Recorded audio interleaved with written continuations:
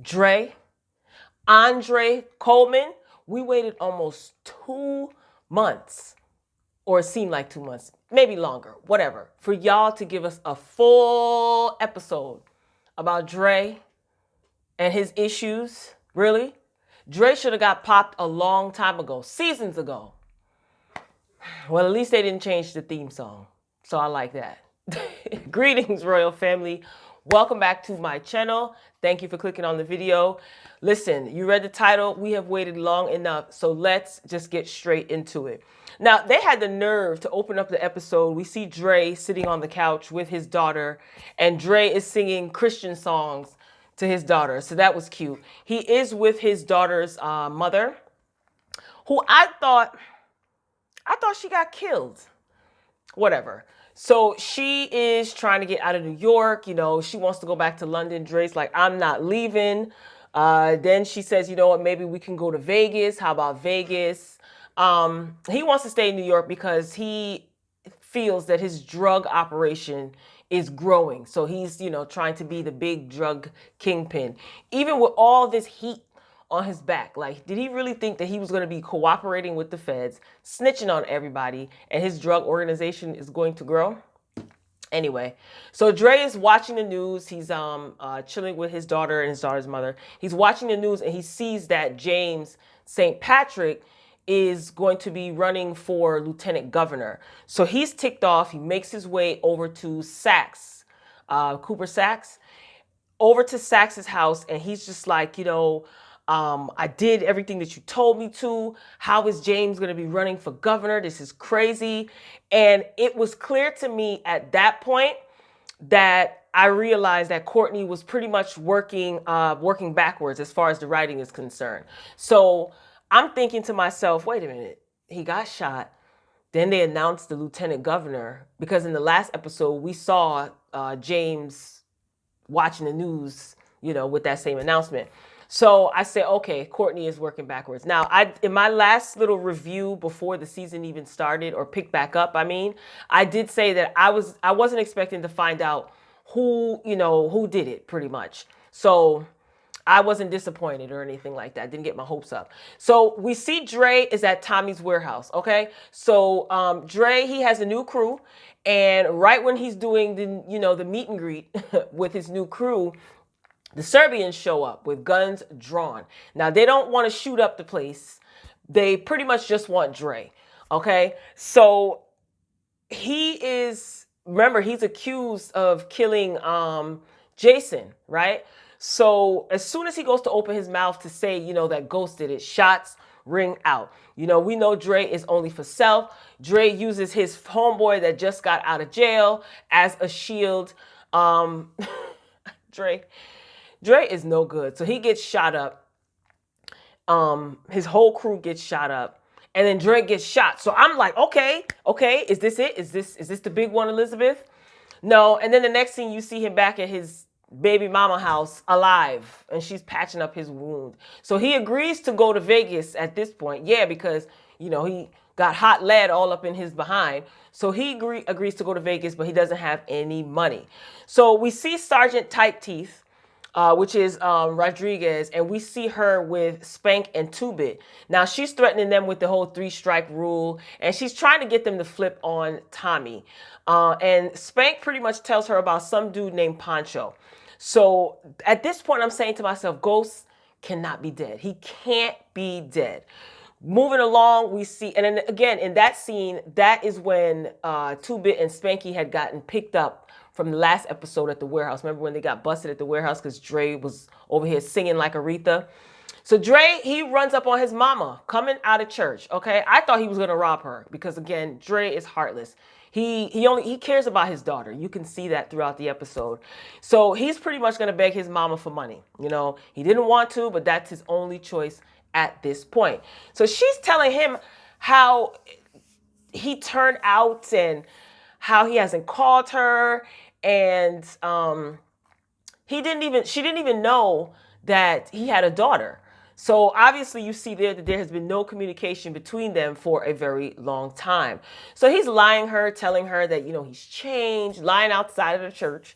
He's changed, and he just wants a second chance, or he's trying to get right, and he basically wants money to get out of town. So Mama quoted scripture, and she pretty much called him out on his lies, okay, using that discernment. Now she walks off, she gives him nothing, okay, so he's got to move on to his plan B. He shows up at Tasha's empty daycare.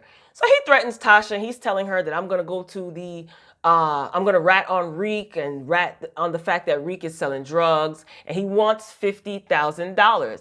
So he wants his money, he tells Tasha, or he is going to huff and puff and burn down her daycare. Tasha is not moved. Listen, if she can survive and have dealt with Ghost all these years, or James all these years, Dre is pleased. You're no threat to Tasha. So that's all we see of Tasha in this episode. So we move on to Dre and Tyreek. So Tyreek shows up with half the money, okay, because Tasha got Tyreek to give him, the money, I guess, to appease him. She doesn't want her daycare to be burnt down, but her daycare is empty because after cops showing up and all this scandal, nobody want to have their kids in that daycare. So he asks Tyreek, he asked Dre to get him a gun, and he's not going to tell him why. Dre really had the audacity to ask, why do you want a gun? Fool, you snitched on him that he killed Ray Ray. So he's not going to tell you. So Dre wants access to Ghost, okay? Tyreek tells him, look, you'll get the other half of the money. I got to come up with it. I need a burner, and I need one quick. So Dre wants access to Ghost before he gives him the gun. So that's the agreement that they made. So Dre, Reek, and James in James's office. So Reek pretty much brings Dre to James. It's like, kid, are you just, you're so stupid. And James is like, what are you doing here? Why are you here? So Dre, he brings up Jason's murder. He says, I know that you tried to frame me for Jason's murder. And Ghost is like, Jason's dead? So he plays dumb, right? So Dre says that you either give me money or he'll rat him and Tyreek out. Oh, threaten James. That's smart, Dre. That's really smart. So James says that he has to go and get the money, yada, yada. So we move on to Spanky and 2-Bit. Now, they're in a holding cell, right? And 2-Bit realized that Tommy wasn't the one that dimed them out and got the warehouse raided. It was Dre. So this is supposed to be right after Tommy's warehouse got raided. And again, Courtney is like working backwards so that we can kind of be in suspense. All signs of good writing. So I'm here for it. And I do like the writing so far in this episode. So Dre goes to Tate's office because again, he's desperate. He is going all over the place. He is on tour, running around, trying to act like he's not scared, but he's terrified because the Serbs are on his behind now. And I still think the Jimenez, are they just dead and gone? I still think that the Jimenez is going to be looking for him too. But we shall see. There's only 4 episodes left at this point. So he goes to Tate and he tells Tate, like, look, he needs some help, and what's so crazy? I just realized that his whole crew, after the Serbians showed up, his whole crew got killed on their first day of work. And his friend, fresh out of prison, got murdered. That's crazy. Dre, you suck. So he wants a clean record. This is what he wants from Tate. Tate's a politician, so he's got connection. So he wants a clean record, he wants a passport, and he wants to get out of town. So Dre tells Tate that Tyreek is wanted for Ray Ray's murder, and he knows this because he's the one that told the feds that, that he did it.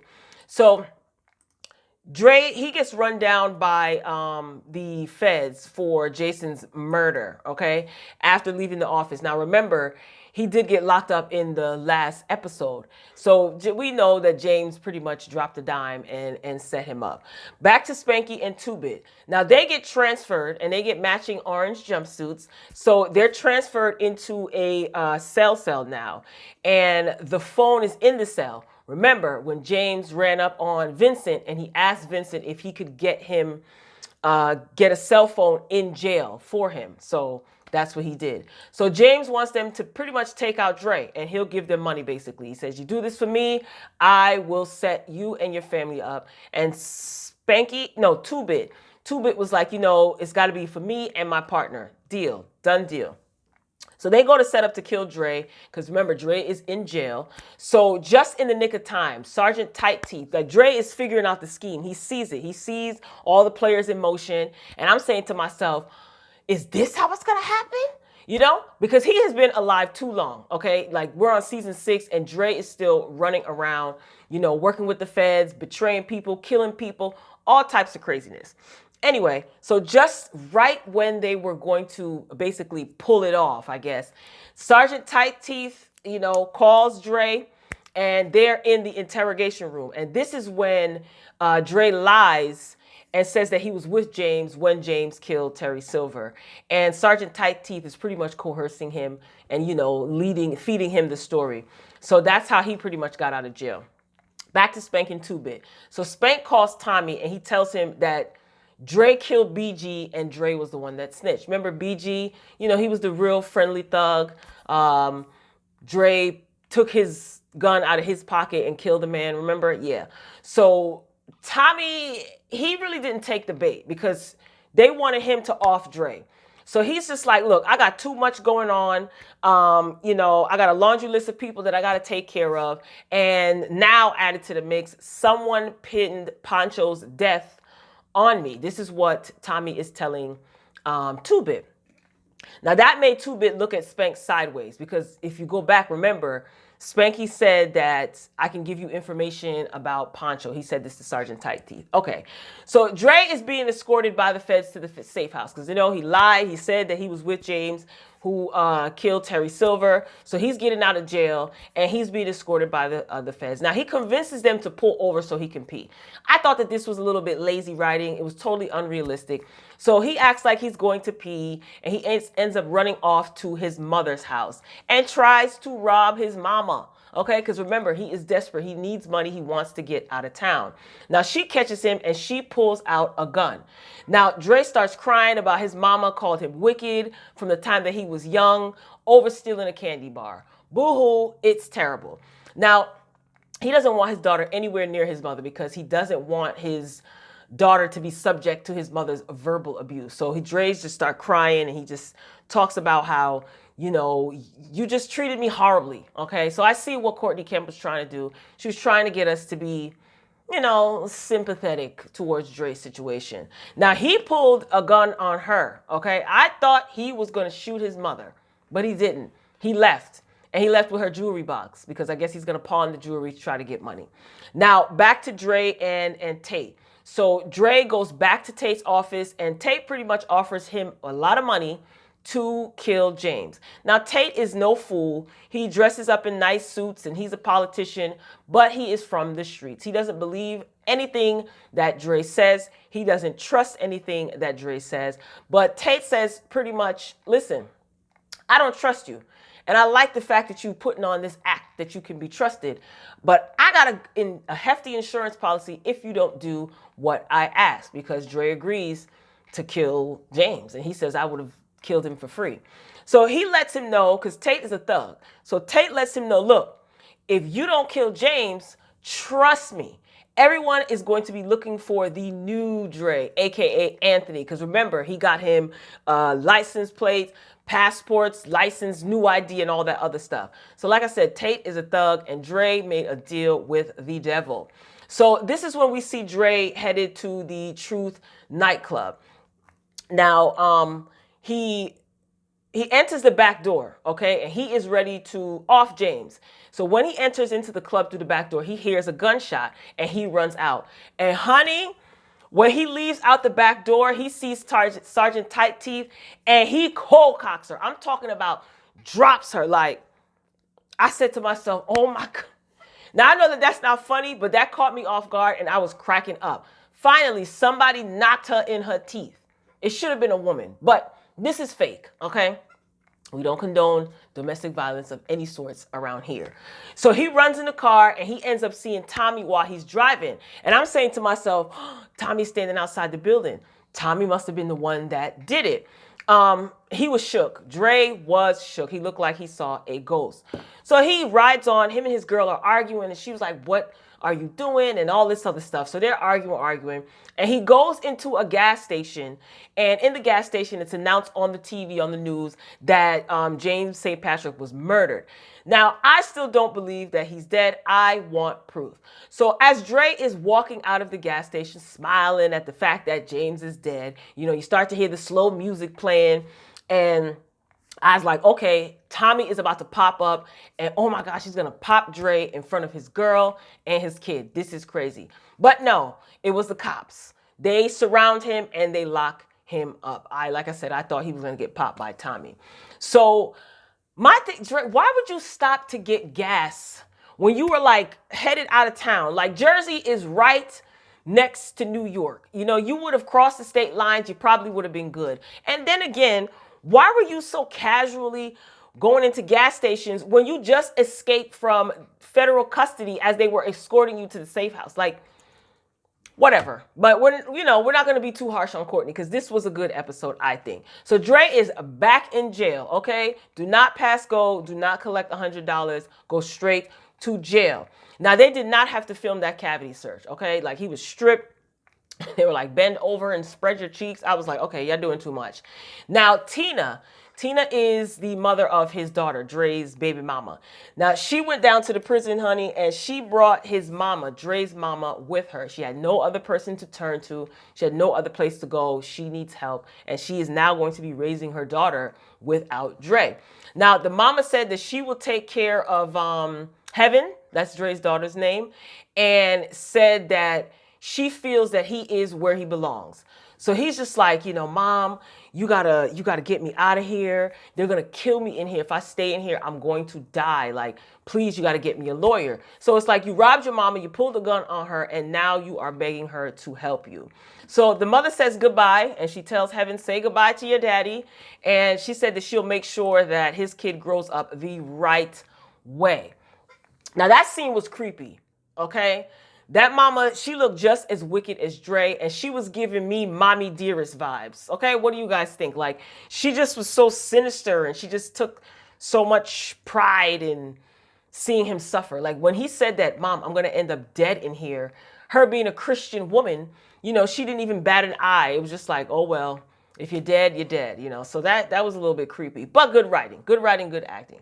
So Dre, he starts a fight in the lunchroom in jail, and I realized, okay, he's doing this so that he can go into solitary confinement, which is what happened. You see Spank and 2-Bit visit him. They open the little, little flap on the door, and somebody is shoving sheets in. So I was like, oh, that's nice. They're giving him sheets. I was like, oh, okay, so maybe he's gonna have a friend. So they keep shoving in sheets, and Dre's like, hey, and then we see Spanky and 2-Bit, and they're dousing the cell with some sort of liquid or whatever, and they pretty much light it up. So Dre gets burnt up in his cell, and man, oh man, that was worth the wait. I know that sounds so gruesome, but it's a TV show. That was worth the wait, and what a way to go out. And I just said to myself, Dre, where are your Uno cards now? Remember when Ghost just buried his daughter, Raina? And he was at the gravesite mourning his daughter's death, and Dre had the nerve to show up with his Uno cards trying to threaten Ghost. And I think that's right after he killed a priest on the park bench. So I see why Courtney, let Dre live so long, I guess. And she did try to make us have sympathy for Dre this episode. And honey, that was short-lived by me. And this is not Dr. Phil, okay? This is Power. So that was good. Now, she gave us a little bit of background about his character, and I kind of wondered. I said, okay, is he going to end up dead? But it just didn't look like it. Just looked like he kept getting out. So I didn't know. So it seems like whenever they do like a in-depth character analysis or history of the character, somebody ends up dead. But yeah, I thought that was pretty much good. So we go on to see Spank. He snitched on 2-Bit. 2-Bit calls Tommy and he lets him know. So Spank pretty much turned on Tommy. So you see him sitting with Sergeant Tight Teeth signing the agreement, and he's scared. He's just like, hey, Tommy's not going to find me, is he? Of course Tommy is going to find you. Are you kidding me? So he just signs the paper, and he's just not about that thug life. He wants no parts of it. So Sergeant Tight Teeth, she exits, and Spank. What was his name? Spotsworth. We find out that Spotsworth and Francis are Spanky and Two Bit's real names. So the episode ends with Paz walking into Sergeant Tight Teeth's office. So she shows up to the station, and the episode closes out, and conveniently Rotimi's song is playing at the end of the episode. So that was good. I am here for it. So now we are down to 4 episodes. How many suspects do we have now? Because Dre is gone, or is he? Remember when Kanan got burnt up in that warehouse by ghosts? He survived that. Listen, Courtney, let Dre be gone. Don't bring him back. So I really hope that he didn't somehow escape, that burning inferno. And then that would eliminate Tate, right? Because Tate paid Dre to kill Ghost. So are we down 2 suspects? Is that how it's going? So next week, we're going to see Paz's perspective. I don't really care, but I'm pretty sure Courtney will make it interesting. The last little, review before the season return that I did, and I'll link the video either at the end or somewhere at the top. I did say, like I said, I don't expect to find out who did it in the first few episodes. I still think Ghost is alive somehow. And yeah, so we'll see. So I liked it. I have to say the writing was good. Get down in the comments and let me know what you think. Be sure to keep your comments respectful. So I'm looking forward to this. I want to see where she's going to be going. And I also said that I think that Courtney did the mid-season review because she kind of had to rework the script because maybe it was becoming too predictable. People think that it's still Tyreek. If I had to bet, that would be my #1 option for who shot Ghost, because I still don't think he's dead. I need to see proof. So Royal Family, be sure to like this video if you enjoyed the commentary. Thank you for sticking it out this long. Get down in the comments and let's go to town. Keep it respectful, and I'll meet you down there. Until next time, peace.